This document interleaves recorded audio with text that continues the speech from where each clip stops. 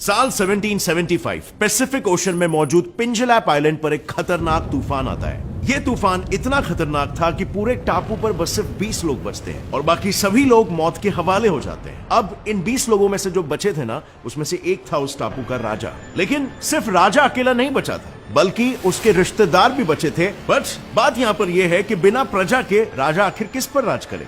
और क्योंकि उस टापू में बस सिर्फ 20 लोग हैं, तो एक समय के बाद वो टापू बंजर और सुनसान जरूर हो जाए।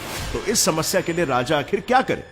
काफी सारा सोच विचार करने के बाद राजा को एक समाधान नजर आया। उसने टापू पर मौजूद उसी के परिवार के हर एक महिला के साथ एक एक करके शारीरिक संबंध बनाना शुरू कर दिया और बच्चों को जन्म देना शुरू कर दिया। और फिर कुछ समय बाद जब रिसर्चर्स ने इनकी स्टोरी सुनी, स्टार्टिंग में तो किसी को बिलीव नहीं हुआ, but each and every person on that island was actually healthy. बस सिर्फ एक दिक्कत थी, वो सभी के सभी कलर ब्लाइंड थे। उनमें से किसी को भी कोई कलर नहीं दिखता था। और आज इनकी पीढ़ी इस हद तक आ चुकी है कि पूरे टापू में मौजूद 30% पॉपुलेशन कलर ब्लाइंड है। बट अगर देखा जाए तो इस टापू के रहवासियों में ऐसा कोई मेजर जेनेटिक फ्लॉ नहीं हुआ था जैसे इनब्रीडिंग में होता है, राइट? इनब्रीडिंग पर हमने एक डिटेल वीडियो बनाया जो आप इस वीडियो के बाद ऊपर आई बटन दबाकर देख सकते हो। उसमें आपने ये जाना होगा। ये रिसर्च तो ये बताती है कि काइंड ऑफ रीपॉपुलेशन अर्थ का इस तरीके से पॉसिबल हो सकता है। बट इस रिसर्च में फिर भी 20 लोग थे। क्या अगर हम इन लोगों की गिनती को कम करके 20 की जगह पर 2 कर दे तो पूरी दुनिया में समझ लो अगर सिर्फ 2 लोग बचे, समझ लो न्यूक्लियर वॉर हो जाए या फिर पृथ्वी पर कुछ सुनामी या आफत आ जाए, तो क्या ये 2 लोग मिलकर पूरे पृथ्वी को रीपॉपुलेट कर सकते हैं? इसका जवाब है हाँ भी और ना भी in specific cases. Let's find out those cases.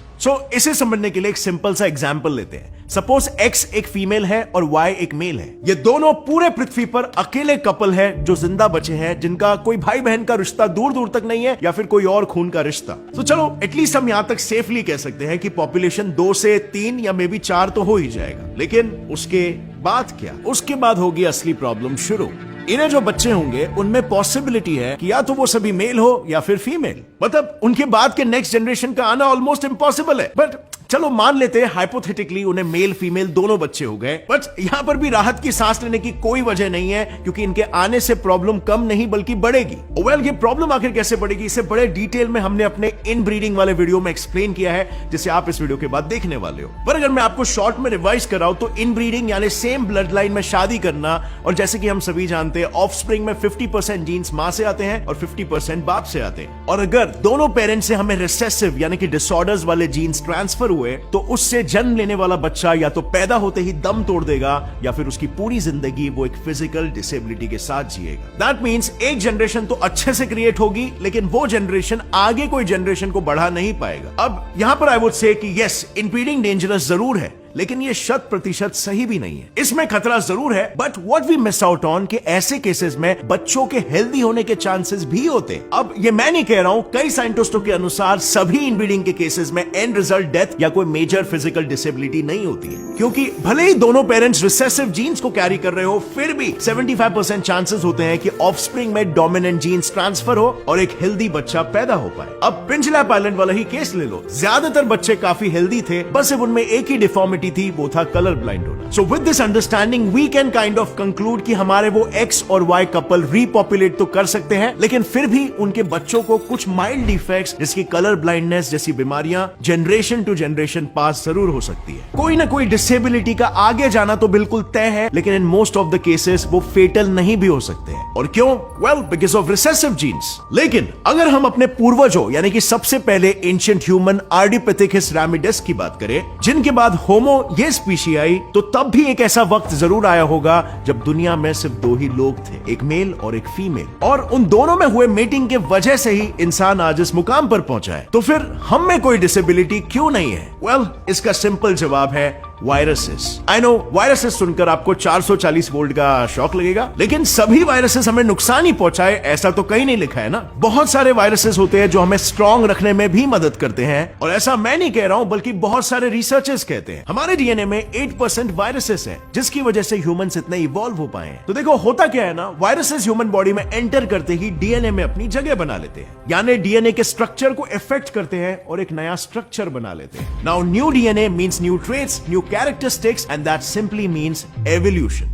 In fact कई साइंटिस्टों का तो ये तक मानना है कि अगर हमारे अंदर वायरल जीनोम नहीं होता तो शायद पृथ्वी पर ह्यूमैनिटी बच ही नहीं पाती। और आप ये वीडियो नहीं देख पा रहे होते क्योंकि जब भी कोई वायरस बॉडी में मौजूद सेल्स के अंदर एंटर करता है तब एंट्री के वक्त ही उस वायरस का single stranded RNA human cells के डबल स्ट्रैंडेड डीएनए के साथ हाथ मिलाकर ह्यूमन सेल का एक हिस्सा बन जाता है। और सपोज करो कि एक बच्चे में वीक जीन्स है, क्योंकि मोस्टली वायरसेस वीक जीन्स को ही टारगेट करते हैं, सो इसका मतलब वायरल जीन उन जीन्स को रिप्लेस कर देगा। और अगर इस केस में रिसेसिव जीन्स ही रिप्लेस हो गए तो ना रहेगा वो प्रॉब्लमैटिक जीन और ना उत्पन्न होंगे उससे कोई प्रॉब्लम्स। इसका मतलब उस लिविंग बीइंग को आगे जाके कोई डिसऑर्डर नहीं होगा, यानी इसका मतलब उसके आने वाले सभी जनरेशंस हेल्दी ही होंगी। अब यहां पर मैं आपसे एक सवाल पूछता हूं, क्या लगता है आपको मैमल्स के अंदर जिस प्लेसेंटा यानी वो प्लास्टिकी सा बैग जिसमें बेबी बड़ा होता है, वो प्लेसेंटा आखिर किसके वजह से आया? आज से 20 साल पहले साइंटिस्टों ने ERV डिराइव्ड जो कि एंडोजेनस रेट्रोवायरसेस जीन है उसे पहली बार ह्यूमन बॉडी और खास करके फीमेल बॉडी में आइडेंटिफाई किया। उस रिसर्च से ये बात सामने आई कि ह्यूमन प्लेसेंटा जिससे एक बच्चे का जन्म होता है, जिसके बिना बच्चा यूटेरस में सांस तक नहीं ले सकता है, उसकी शुरुआत भी एंशिएंट वायरसेस से ही हुई थी। और अगर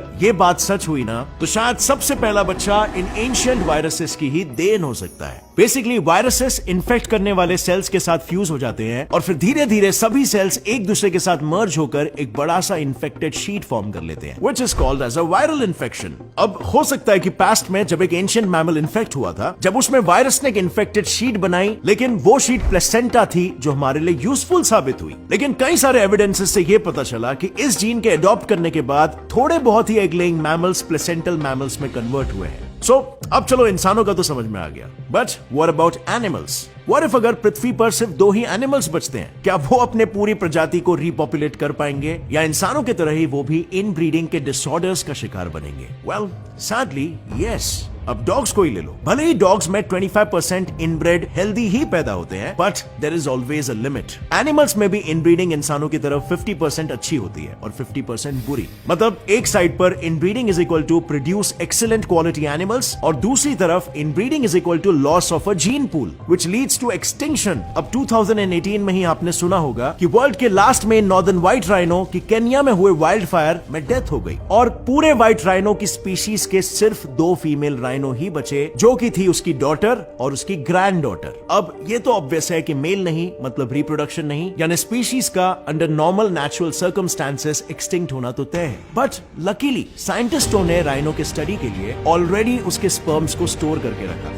और इसीलिए उन्होंने राइनो के फ्रोजन स्पर्म को उसके ही फैमिली मेंबर्स के एग के साथ फ्यूज करके बच्चा पैदा करने की कोशिश की। बट प्रॉब्लम ये था ना कि दोनों काफी ओल्ड होने के कारण काव्स को डिलीवर ही नहीं कर पाए। इतना पता होने के बावजूद भी साइंटिस्टों ने दोनों फीमेल में से एक फर्टाइल राइनो के एग्स को एक्सट्रैक्ट किया और उसे राइनो के फ्रोजन स्पर्म के साथ फ्यूज करके दूसरे स्ट्रॉन्ग फीमेल राइनो में इम्प्लांट किया। सिंपल शब्दों में कहूं तो एनिमल सरोगेसी, जो इंसानों में बाय द वे काफी कॉमन है। एज पर द रिपोर्ट, अगर सरोगेसी के जरिए इनब्रीडिंग की जाए तो उसमें भी 45% चांसेस है कि बच्चे में कोई डिसेबिलिटी ना हो। बट देखा जाए तो ये सारी चीजें at the end of the day सिर्फ पॉसिबिलिटीज ही दर्शाती है। आज की तारीख में किसी के पास भी 2 इंसानों द्वारा पृथ्वी को रिपॉपुलेट करने का कोई सबूत नहीं है। जो है हमारे पास वो है सिर्फ थियरीज, जिससे कई सारे स्पेकुलेशंस किए गए और जिनमें से एक है 5500 rule. International union for conservation of nature ने बनाए हुए 5500 रूल के अकॉर्डिंग 500 लोगों की पॉपुलेशन क्रिएट करने के लिए 50 इंडिविजुअल्स का होना जरूरी है। और अब आप ही कैलकुलेट करो कि अगर लाखों करोड़ों की बात करें तो काउंट कितना होना चाहिए, या सिर्फ 98 इंडिविजुअल्स जिनका दूर दूर तक कोई फैमिली रिलेशन नहीं है वो भी आराम से अर्थ को रिपॉपुलेट कर सकते हैं। But now let's come back to the Pingelap island वाला केस। जैसे हमने उनके इनब्रीडिंग के किस्से में यह सुना था कि रिसेसिव जीन्स ट्रांसफर हुए थे जिसकी वजह से उनके ऑफस्प्रिंग्स कलर ब्लाइंड पैदा हुए। तो मेरा सवाल आपसे यह है कि क्या सबूत है कि पहले हमारे इतिहास में भी हमारे साथ ऐसा कुछ ना हुआ? मेरा मतलब है कि क्या सबूत है कि हमें रिसेसिव जीन्स नहीं मिले हो और कुछ डिसेबिलिटी से हम खुद ही पीड़ित ना हो? Because just think about it ना, क्या ट्रेट हम में होने चाहिए थे जो हमारे पास नहीं है? इसका पता हम चाहकर भी कैसे लगा पाएंगे, क्योंकि वो ट्रेट तो हमारे पास नहीं है। I know it's little confusing to think about that, but अगर कलर ब्लाइंडनेस का एग्जाम्पल ले, फॉर एग्जाम्पल ऐसा हो सकता है ना कि हमारे एंशिएंट एंसेस्टर्स अल्ट्रावायलेट लाइट को भी देख सकते थे, लेकिन डिसऑर्डर की वजह से वो जीन हम तक ट्रांसफर नहीं हो पाया और हमें उसके बारे में पता भी नहीं, and we don't even care frankly speaking. But it's definitely an interesting thought to think about. What do you guys think? और भी कितने सारे traits और सुपर पावर्स हो सकते हैं जो हम गवा के बैठे हैं और हमें खबर भी। And with that said, friends, thank you for watching this video. As always, stay curious, keep learning, and keep growing. Jai Hind.